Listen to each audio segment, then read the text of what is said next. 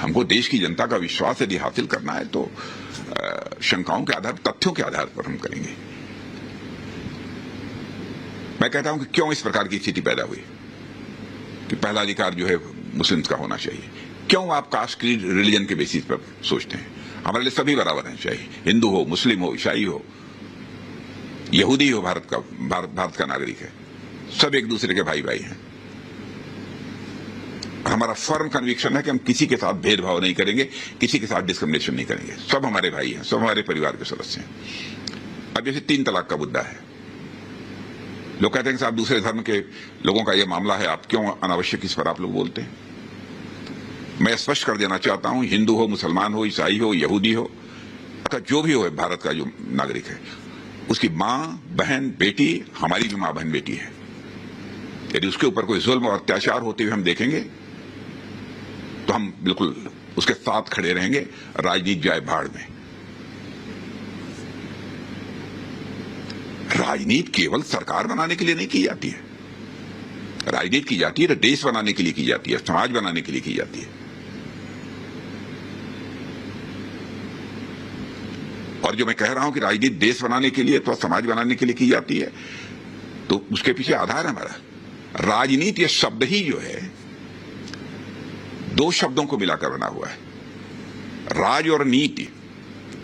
और नीति यह शब्द ही संस्कृत के नए धातु से बना हुआ है, जिसका अर्थ होता है ले जाना, टू कैरी आउट। ऐसा पॉलिटिकल सिस्टम जो समाज को सन्मार्ग की ओर, सही दिशा में ले जाने का काम करे, उसे ही हम राजनीति कहते हैं। अब विडंबना यह है कि राजनीति यह अपना अर्थ भी खो चुका है, भाव भी खो चुका है। लेकिन इसके अर्थ और भाव इस राजनीति शब्द के हम समझते हैं और उसी आधार पर हम काम करते हैं। एक सेक्शन है ग्लोबल मीडिया की, वो कह रही है कि इस बार ये इलेक्शन हिंदू मुस्लिम इलेक्शन हो रहा है। ग्लोबल मीडिया को छोड़िए, यह आवश्यक है कि उनका बिल्कुल ग्लोबल मीडिया में जो बैठे हैं सारे लोगों का आईक्यू शार्प हो। मैं नहीं कह रहा मैं तो नहीं मानता, मैं तो बिल्कुल नहीं मानता। अच्छा, जो उनकी मुझे तो ये ग्लोबल मीडिया पे तरस आती है, भारत के बारे में कुछ नहीं जानते। नहीं जानते हैं, तरस आती है मुझे। सही बात है। मगर मैं आपसे बताइए, भारत दुनिया में किसी देश ने जो काम नहीं किया भारत के हमारे ऋषियों और मनीषियों ने कर दिया। वसुधैव कुटुंबकम, whole world is a family. क्या दुनिया किसी दूसरे देश ने सोचा? कभी सोचा तो भारत ने सोचा। पहले भारत को ग्लोबल मीडिया समझ लेगी अच्छी तरह, ये समझ ले, ये हमारी कामना है, ईश्वर से प्रार्थना है, लेकिन आसान नहीं है समझना। प्रॉब्लम क्या उसके लिए पूरी ऑनेस्टी चाहिए। इस बार प्रॉब्लम क्या हो रहा है, आप मुझे खुलकर बताएं। कोई ना कोई प्रॉब्लम तो होगा इलेक्शन में इस बार। राजनाथ जी, आप प्रॉब्लम है कि आप बड़े बड़े नेता बीजेपी के, उनसे बात करें तो लग रहा है कि सब कुछ बहुत मतलब इतने आसान तरीके से चल रहा है, 350 400 पार आसान से। ऐसा होता तो नहीं है। देखिए, कोई ना कोई आपको प्रॉब्लम होगी। जैसे आपने कितनी पॉलिटिक्स देखी, आप 4 बार अध्यक्ष रह चुके भारतीय जनता पार्टी के, आप सबसे अनुभवी नेता हैं और वरिष्ठ पोजीशन पर हैं। आपको प्लस और माइनस दोनों दिखता होगा। माइनस क्या है इस बार? देखिए, सबसे बड़ी चुनौती जो हम लोगों के सामने है और जिस चुनौती पर हम विजय प्राप्त करना चाहते हैं और विजय प्राप्त करेंगे, ये आत्मविश्वास भी है हमारे साथ। भारत को विकसित भारत बनाना है, डेवलप्ड कंट्री के रूप में भारत को बनाना है। इसके अलावा मुझे कोई चुनौती नहीं। ये राजनीतिक रिप्लाई नहीं है, ये आपकी विजन स्टेटमेंट है। मगर ये मैं आपको राजनीतिक सवाल पूछ रहा हूं कि क्या ठाकुर आपसे नाराज हैं? बहुत बड़े ठाकुर नेता हैं आप ठाकुर नेता हैं, आपको माना जाता है भारत का सबसे बड़ा ठाकुर। तो राजपूत ठाकुर नहीं, मैं आपको मीडिया की रिपोर्ट के आधार पर ही नहीं बोल रहा। रिपोर्ट आ रहे हैं कि इस बार जैसे पश्चिमी उत्तर प्रदेश में ऐसी बात हुई और इसका लोग कह रहे हैं प्रभाव राजस्थान में भी होगा, इधर भी हरियाणा में होगा। क्या ठाकुर नाराज है? मुझे नहीं लगता, बिल्कुल कतई नहीं लगता। तो फिर प्रोटेस्ट वगैरह क्यों हो रहे? ये देश के लिए मरने वाले हैं, देश के लिए अपनी जिंदगी देने वाले लोग हैं और ये देख रहे हैं कि इंटरनेशनल कम्युनिटी में भारत का कद बढ़ाने वाला भी कोई व्यक्ति है तो उसका नाम है श्री नरेंद्र मोदी। भारत की अर्थव्यवस्था को एक हाइट देने का काम यदि किसी ने किया है तो वो उस व्यक्ति का नाम है नरेंद्र मोदी। वर्ल्ड की फास्टेस्ट ग्रोइंग इकोनॉमी के रूप में भारत को इमर्ज कराने वाले कोई है तो उसका नाम है श्री नरेंद्र मोदी। तो देश को बनाने का काम, देश का मस्तक ऊंचा करने का काम जो कर रहा है, मुझे लगता है कि जो चरित्र है उसमें सारे लोग मोदी जी के साथ खड़े रहेंगे। और किसान उनका जो चरित्र अब तक कर रहा है, नहीं, किसान पश्चिमी उत्तर प्रदेश, हरियाणा, महाराष्ट्र, पंजाब में किसान, अरे कुछ लोग किसान नाराज हैं। कोई नाराज नहीं है। समूह बन चुका है इस बार। अरे ये मतलब ये नाराज यदि होता, समूह बन चुका है, सारे किसान नेता एक तरफ। बिल्कुल नहीं, इस बार नहीं, बिल्कुल नहीं, ऐसा मैं नहीं मानता। आपने देखा होगा इसके पहले विधानसभा चुनाव भी उत्तर प्रदेश में हुए हैं, ह्यूज मेजॉरिटी से हम लोगों ने गवर्नमेंट बनाई है। उसके पहले भी आंदोलन हुआ है। गांव के रहने वाले लोग, किसान बहुत राजनीतिक दृष्टि से काफी जागरूक हो चुके हैं। ठीक है, अपने मुद्दों को लेकर कभी अपनी आवाज उठा सकते हैं, लेकिन जब देश का सवाल खड़ा होता है तो सारे भेदभावों को भुलाकर जो राजनीतिक दल अथवा जो सरकार देश का मस्तक ऊंचा कर रही है उसके साथ खड़े होते हैं। और ईडी और सीबीआई जो कर रही है उससे क्या मस्तक ऊंचा हो रहा है?